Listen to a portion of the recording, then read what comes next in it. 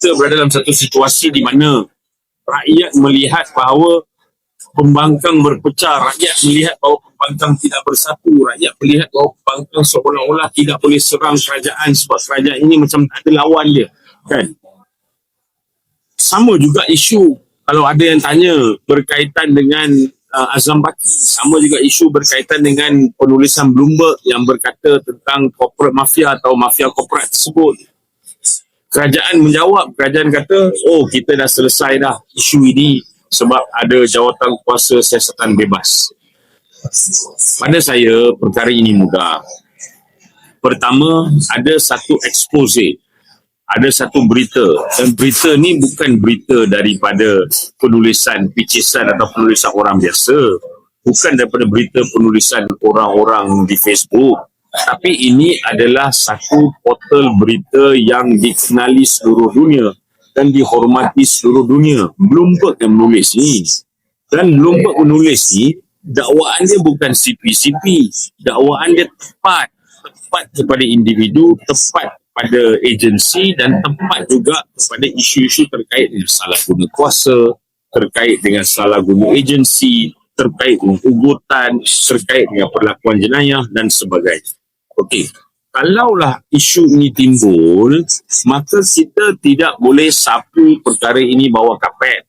Pertama, apabila isu ini timbul, tiada sesiapa pun daripada pembangkang atau mana-mana pihak yang menyatakan tukar Azam Baki ganti dengan orang yang perasuah. Tak ada siapa yang nyatakan begitu. Tak ada siapa yang mahu agensi SPRM ini diketuai oleh seorang perasuah. Tak ada siapa yang cakap macam tu pun. Kedua, ada siapa yang maki, caci, hamun, fitnah pun bila perkara ini timbul. Bila perkara ini timbul, apa yang disuarakan adalah suara kerisauan dan kebimbangan rakyat. Dan suara kerisauan dan kebimbangan rakyat itu dibawakan oleh mereka-mereka yang mengkritik. Mengkritik itu dibenarkan dari segi undang-undang. Mengkritik itu diabsahkan melalui pemakaian perkara 10 Perlembagaan Persekutuan. Apa yang dikritik?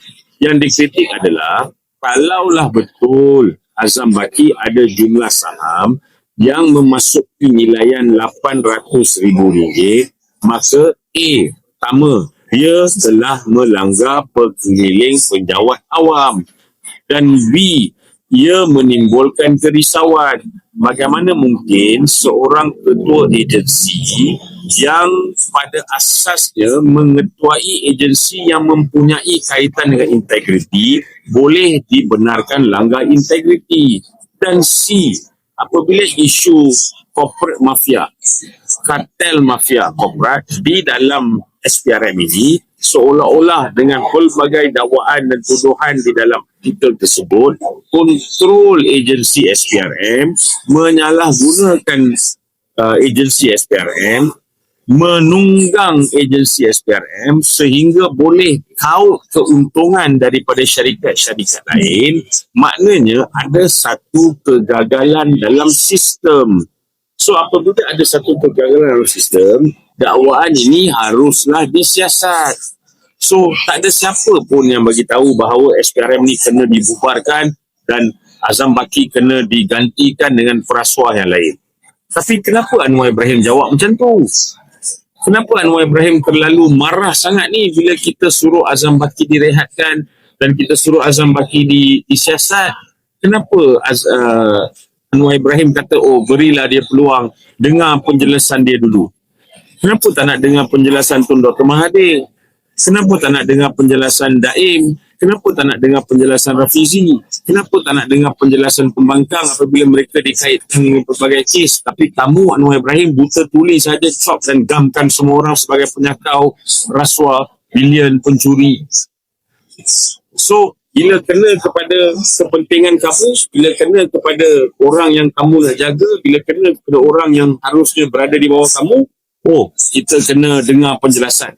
Tapi kalau kena kepada musuh kamu, kena kepada pengkritik kamu, kena kepada pembangkang, lain pula treatment dia, lain pula caranya. Inilah yang sebenarnya menimbulkan rasa tidak puas hati di kalangan rakyat.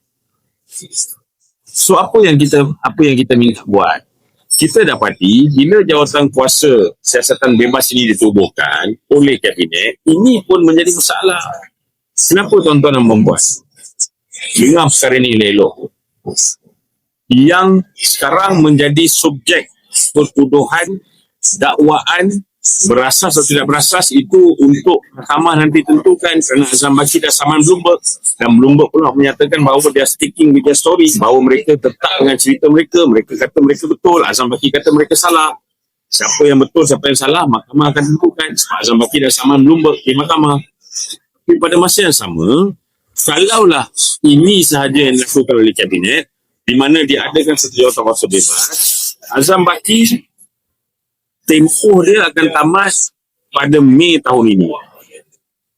Ketua Pesuruhjaya SPRM menurut Seksyen 7 dan Seksyen 11 Akta SPRM 2009, pelanjutan dan pelantikan adalah atas nasihat kepada Tuanku oleh Perdana Menteri.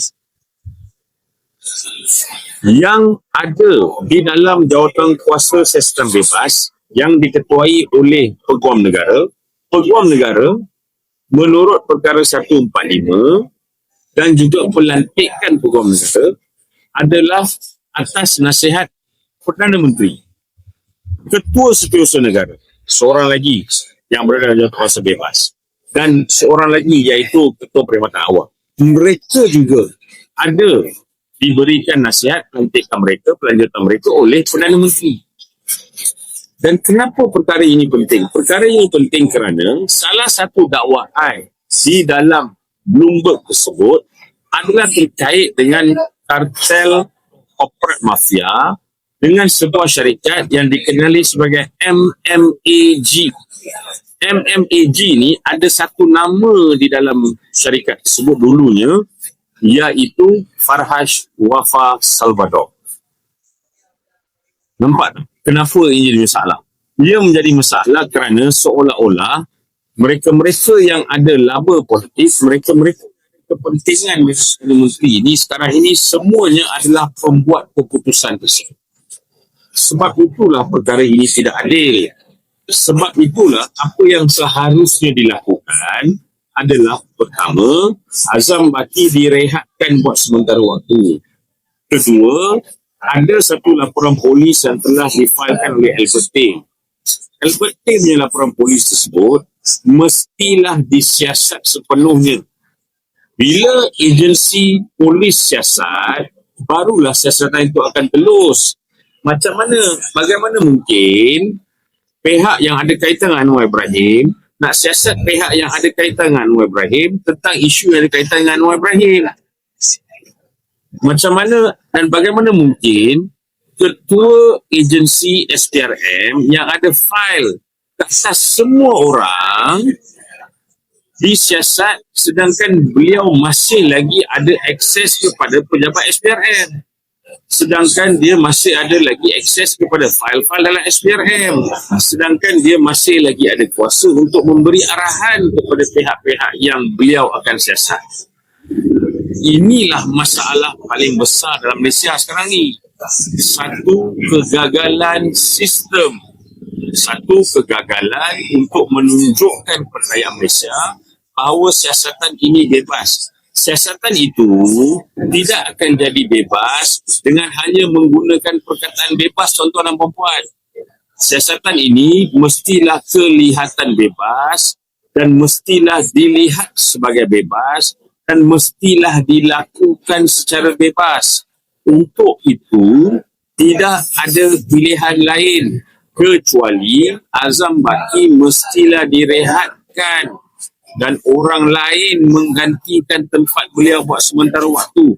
Kalau siasatan itu berlaku dan kemudian siasatan mendapati bahawa okey, dia tak ada masalah, ini semua dakwaan palsu, ini semua tidak betul, baguslah. Maka bersihlah nama Azam Baki dan lantiklah balik Azam Baki untuk menjadi ketua Pesuruhjaya SPRM. Tapi yang paling kelakar, kita berada dalam satu situasi di mana negara ini dipimpin oleh Perdana Menteri yang pada satu ketika dulu